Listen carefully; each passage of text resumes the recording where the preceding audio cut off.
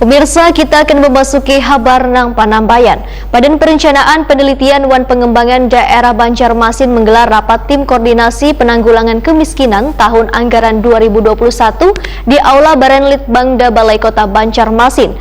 Rapat ini sekaligus ekspos laporan pendahuluan penyusunan dokumen rencana kerja pemerintah daerah tahun 2021 hingga 2026 wan rencana aksi tahunan bersama Lembaga Kajian Ekonomi Pembangunan Daerah.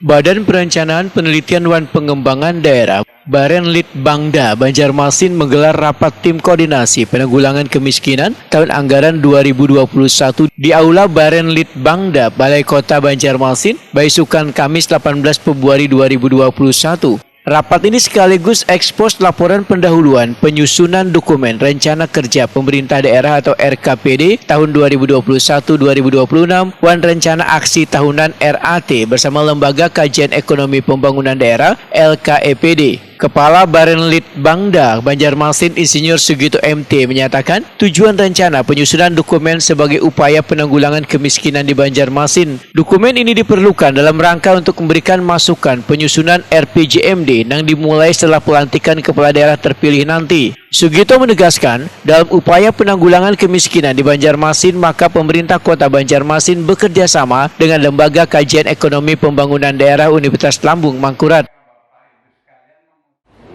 Rencana penanggulangan kemiskinan daerah ini kita bekerja sama dengan Lembaga Kajian Ekonomi dan Pembangunan Daerah ULN yang dalam hal ini dipimpin oleh Pak Hasan katanya, dimulai secara normatif setelah pelantikan kepala daerah terpilih. Kegiatan ini dihadiri perwakilan masing-masing satuan kerja perangkat daerah teknis di lingkungan Pemko Banjarmasin wan Lembaga Kajian Ekonomi Pembangunan Daerah.